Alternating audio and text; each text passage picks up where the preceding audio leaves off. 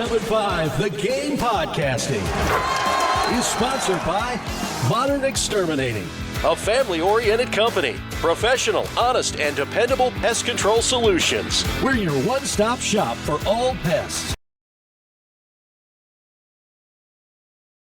Now we really can truly turn our attention to the offseason and making 2026 a better season for South Carolina. As we talked about, it's truly make or break.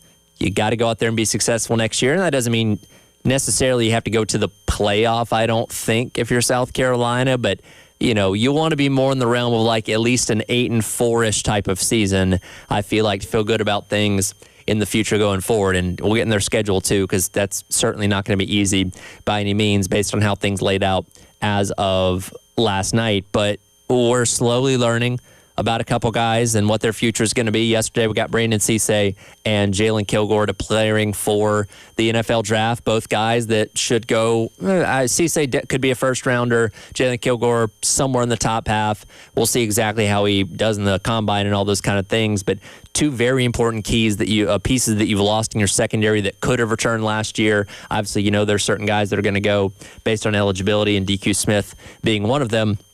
But now we wait for the other two dominoes, right? That being LaNorris Sellers and Nyck Harbor. As far as draft-eligible guys go, there are indications and reports out there that they're leaning towards coming back. Again, until you hear it from the horse's mouth, you can't fully believe it, and guys can certainly change their minds. But if you can get both those guys back in the first year of the Kendall Briles offense, you feel pretty good about the kind of product you can put on the field. The game that's going to garner most of the attention in college football tomorrow, no, not the bucked up LA Bowl between Boise State and Washington, though I will probably watch that game because it does sound kind of fun. And I'm still getting used to bowl season starting so early, and I get it because of the playoff. Typically, bowl games would have started the Saturday before Christmas, but with the playoffs, you had to move them around. So we go from conference championships to bowl games starting the next week is still something I'm not quite used to. But, you know, if you don't want to watch the entire Heisman Trophy ceremony, at least have a game that you can take in while that's happening. It's never too early to start looking ahead, especially when you don't have a bowl game to prepare for in the month of December. And last night on the SEC Network, we got the full schedule reveal for all 16 teams in the SEC as we enter a new era, the 9-game schedule era in the SEC. And for a team like Carolina, we already knew going into last night that all 9 of their games are going to come consecutively because you have Kent State, Towson to start things off, and, of course, Clemson in the last week of the regular season. So what order would those games be in, and how manageable would it be for South Carolina was a big question. Now, here's the thing, Scott.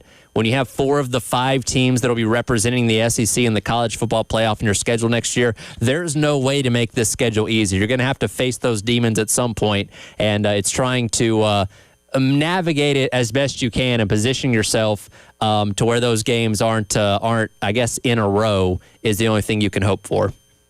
How weird is it though to look at this and you see, of course, the capstone Clemson at the very end. Yep. But then right before that, Georgia.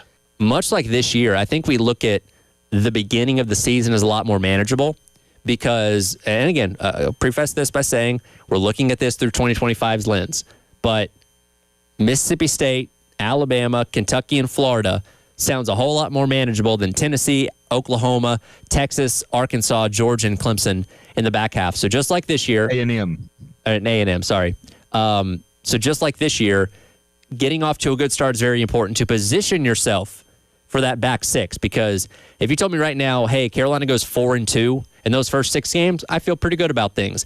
Tell me they go 3-3 or 2-4, then I think we're talking about staff changes being made at that point, maybe even in the bye week. You know what I mean? Like, it's very critical, once again, to start the season off strong.